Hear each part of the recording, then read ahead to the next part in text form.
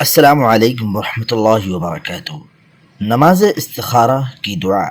حضرت جابر بن عبداللہ رضی اللہ عنہ کا بیان ہے کہ رسول اللہ صلی اللہ علیہ وسلم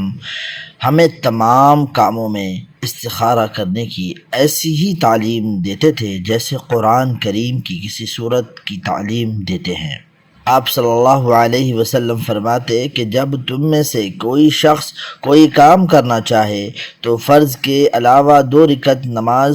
پڑھے، پھر یہ دعا پڑھیں: اللہم انی استخیرک بعلمک واستقدرک بقدرتک واسألک من فضلک العظیم فإنك تقدر ولا أقدر وتعلم ولا أعلم وأنت علام الغيوب اللهم إن كنت تعلم أن هذا الأمر خير لي في ديني ومعاشي وعاقبة أمري فاقدره لي ويسره لي ثم بارك لي فيه وإن كنت تعلم أن هذا الأمر خير لي في ديني ومعاشي وعاقبة أمري فاصرفه عني واصرفني عنه واقدر لي الخير حيث كان ثم أرضني به۔ واپس سے دوران: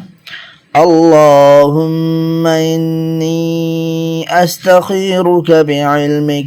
وأستقدرك بقدرتك وأسألك من فضلك العظيم فإنك تقدر ولا أقدر وتعلم ولا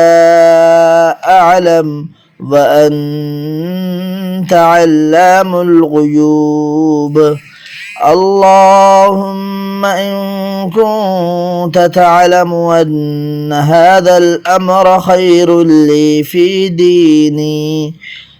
ديني ومعاشي وعاقبة أمري فاقدره لي ويسره لي ثم بارك لي فيه وإن كنت تعلم أن هذا الأمر خير لي وإن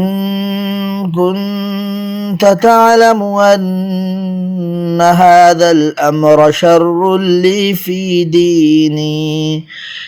ديني ومعاشي وعاقبة أمري فاصرفه عني واصرفني عنه واقدر لي الخير حيث كان ثم أرضني به۔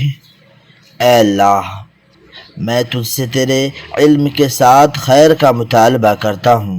اور تیری قدرت کے ساتھ قوت کا مطالبہ کرتا ہوں اور تجھ سے تیرے عظیم فضل کا سوال کرتا ہوں، اس لیے کہ تو طاقت رکھتا ہے اور میں طاقت نہیں رکھتا، اور تو جانتا ہے اور میں نہیں جانتا، اور تو ہی غیبوں کا جاننے والا ہے۔ اے اللہ، اگر تیرے علم میں یہ بات ہے کہ یہ کام میرے لیے میرے دین، میری معیشت اور میرے کام کے انجام میں بہتر ہے تو اسے میرے مقدر میں کر دے اور اسے میرے لیے اس کو آسان بنا دے، پھر میرے لیے اس میں برکت ڈال دے، اور اگر تیرے علم میں یہ بات ہے کہ یہ کام میرے لیے میرے دین، میری معیشت اور میرے کام کے انجام میں برا ہے تو تو اسے مجھ سے پھیر دے اور مجھے